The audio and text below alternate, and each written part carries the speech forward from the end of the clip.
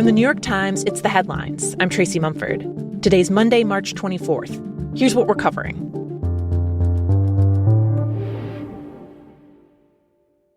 The Trump administration has announced U.S. officials will make 2 trips to Greenland this week, alarming the territory's prime minister, who called the move highly aggressive and an attempt to demonstrate power over us.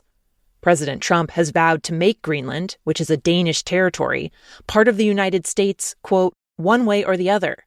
His administration has cited national security interests in the Arctic, and they've also eyed the island's lucrative rare earth minerals. In the first trip, National Security Advisor Mike Waltz and Energy Secretary Chris Wright will visit a U.S. military base there. Then, I'm so excited to share that I'll be visiting Kalaalleq, Greenland. Second Lady Usha Vance will arrive on the island to watch a national dog sled race. She announced her trip in a social media post. I'm also coming to celebrate the long history of mutual respect and cooperation between our nations, and to express hope that our relationship will only grow stronger in the coming years. While the Trump administration has presented her visit as a friendly one, Greenland's prime minister rejected that, saying, quote, "We are now at a point where it can no longer be described as an innocent visit from a politician's spouse." He added, "The international community must now react."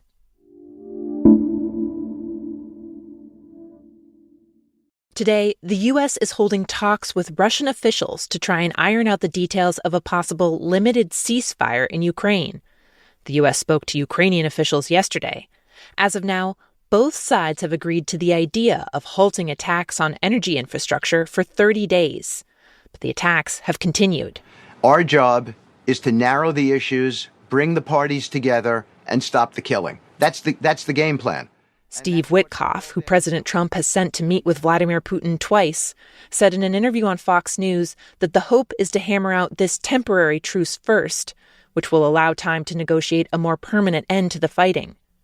But analysts say Putin may just be stalling. Russia is earning goodwill with Washington for participating in the talks, but has shown no sign of slowing its offensive. Over the weekend, Russia launched nearly 150 armed drones at Ukraine, according to the Ukrainian Air Force. The attacks killed at least 3 people in Kyiv.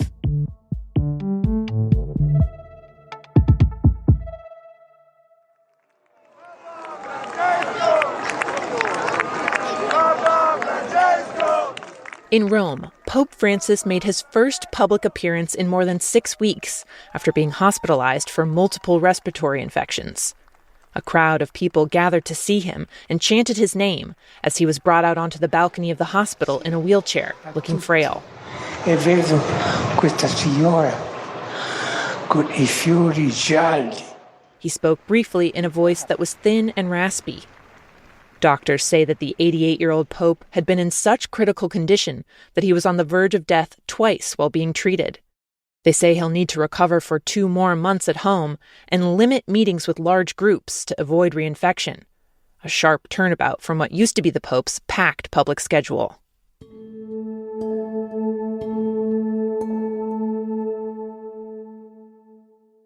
In online shopping, a different kind of payment method is becoming more and more prevalent.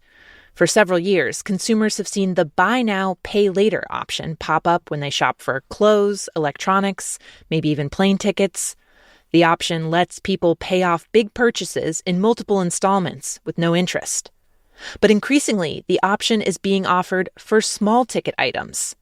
This past week, the payment company Klarna said it's bringing its buy now, pay later service to DoorDash, the food delivery app. It already partners with Uber Eats and Instacart.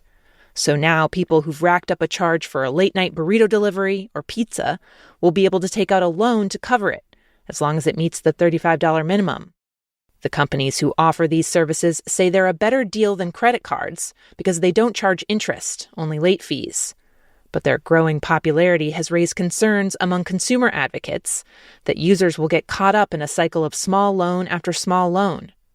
Research has shown that the buy now, pay later feature is most often used by people already in debt.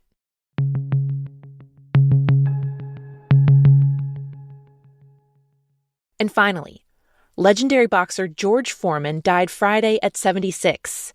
He leaves behind a legacy in the ring where he once fought Muhammad Ali and later became the oldest heavyweight champion ever after a shocking comeback in his 40s.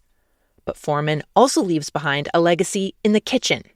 Had a busy day? My lean, mean, fat-reducing grilling machine is great to come home to.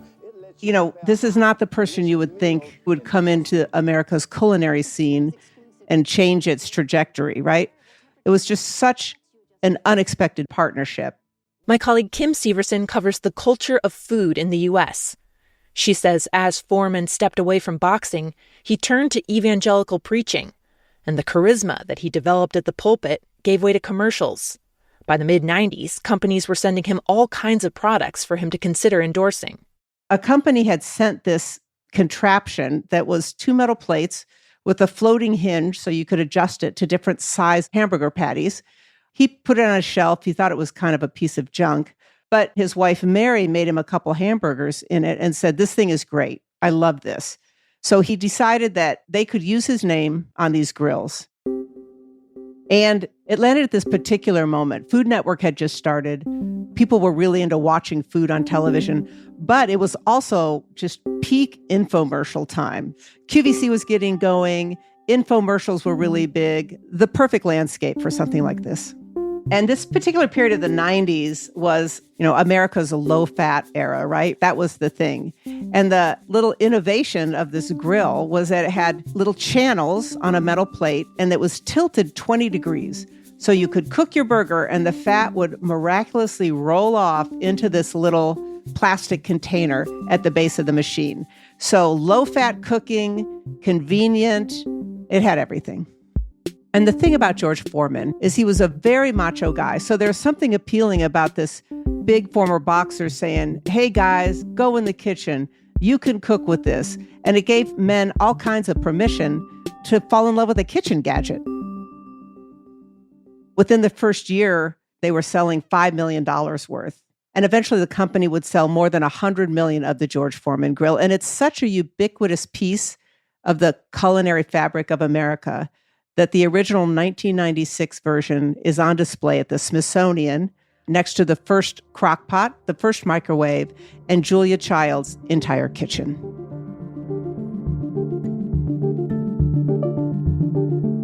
Those are the headlines. Today on The Daily, how President Trump's attacks on universities, including major funding cuts, could change the future of higher education. That's next in the New York Times audio app, or you can listen wherever you get your podcasts. I'm Tracy Mumford. We'll be back tomorrow.